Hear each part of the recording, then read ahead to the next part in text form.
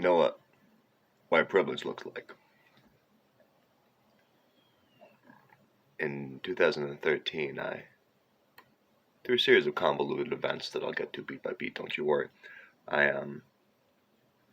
got in an altercation with a corrections officer. Now, this wasn't inside the prison. It was early morning. He was on his way out of his house to go to work, you see. So already putting himself in that mindset. And we got into an altercation, and I drew blood. I wasn't in most coherent of states. So I physically assaulted a corrections officer to the point where I drew blood.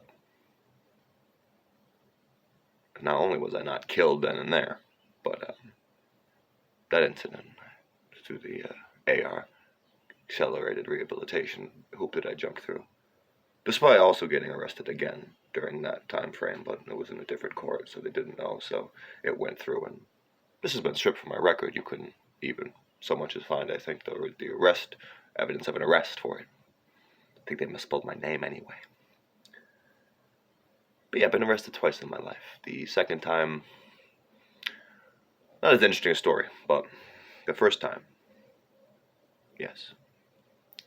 I've alluded to it before in some of my more, coherent rambles, and this is not going to be one of them. This will be multi-parts, because it just has to be. I'll try not to fucking overstay my welcome, but, long history of fucking Irish goodbyes. But yeah, here's what led to me fucking getting in a fight with a corrections officer. Now, gotta bring it back to Freddie Boom. For those who haven't been following my storytelling, all the time, to remind people, Freddie Boom is, I haven't seen Freddie in a while. I hope he's doing okay.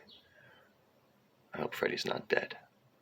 Curtis Mayfield song, Freddie's Dead. It's about, Superfly, which most people think of Superfly and they just think, oh, it's just some silly blaxploitation. But no, Superfly was both the movie and the album were a very candid cinema verite kind of peek into the heroin epidemic of New York and Harlem at the time and how it was tearing the community apart.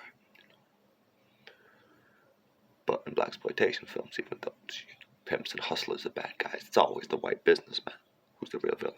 If you follow, the themes, because it's grand social historical metaphors. But anyway, Freddie's dead. Freddie Boom. So Boom. A lot of names I'm not going to mention as I tell the story because some of them they've turned their lives around and they're doing all right and they whatever. So I graduated from Trinity College in 2012.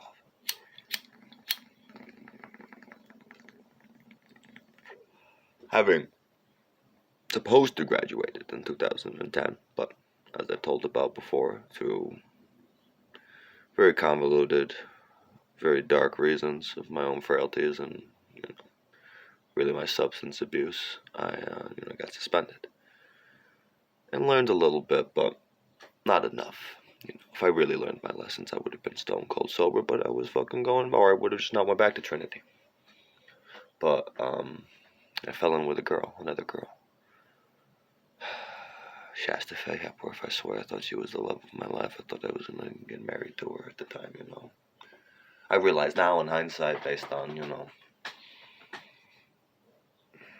further epiphanies of myself and my family's history and, sort of real candid moral inventories, I understand more why I was so almost psychotically fixated on this one particular relationship. Plus, she was a stone cold fox, just brilliant person, just a beautiful person, But often we as people, we so stuck in our narcissism and our selfishness that we try to, where's the fucking butterfly? Yeah. Like the bright elusive butterfly of love,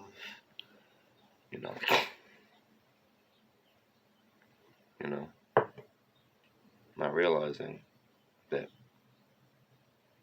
The butterfly chooses whether or not to land on our hand. And when it flies away, we have no say in the matter.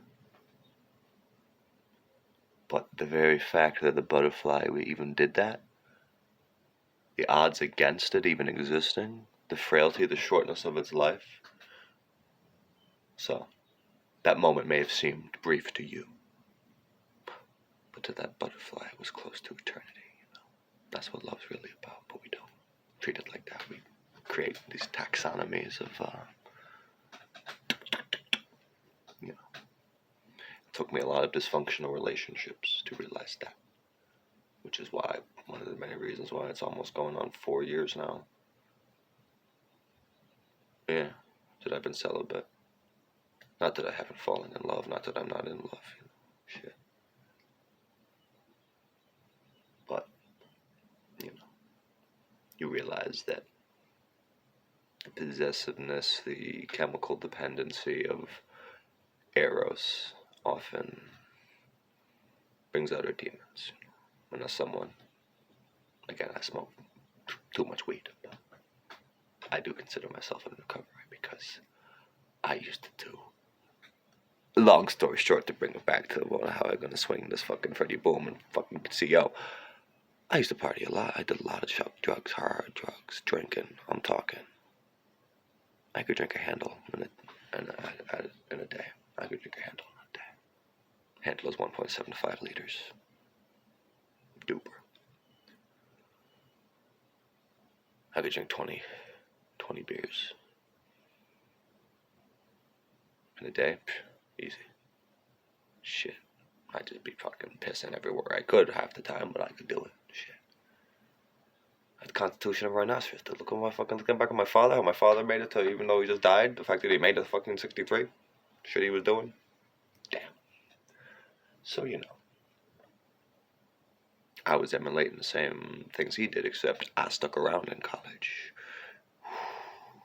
And there was lots of, not just the cocaine, but acid, fuck DMT, talking 2CB, and all these analogs and things, and fucking benzodiazepines, and all sorts of phenylalanine. You ever been on a Benadryl trip?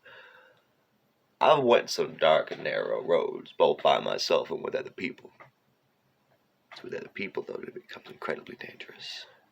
And again, I don't know if I've mentioned this before, but I did my English senior thesis on the novel Inherent Vice, which is about that time where the feel-good love got co-opted by self-destructive hedonism and the movement fell apart.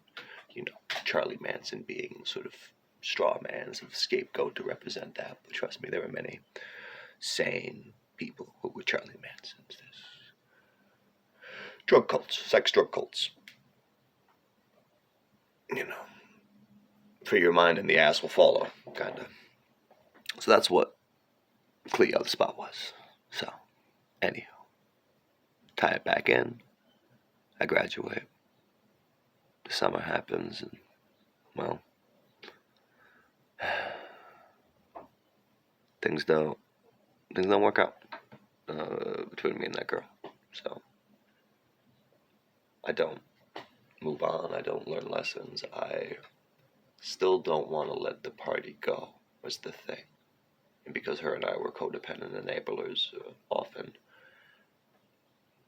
and it was the house as well. There was a space full of a lot of bad influences and just a lot of people with self-destructive tendencies, but they had more money than me and more resources, so I knew if I stuck around, I could keep a high going that I couldn't afford without depraved things if I went back to East Hartford, What was I to do? At the time I was fucking working at the coffee shop.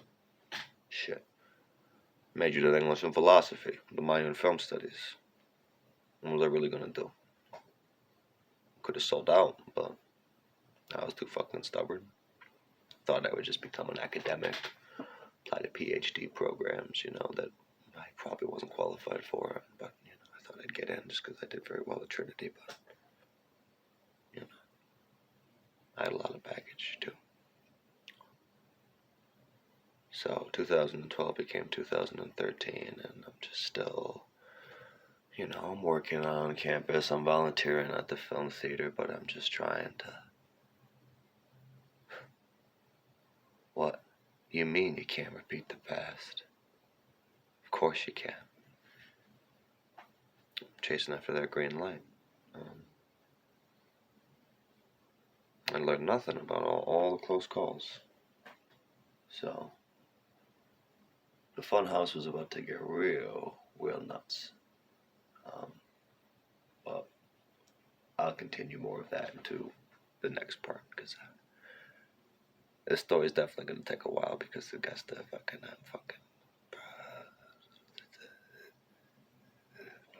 maybe not stoned enough to tell it.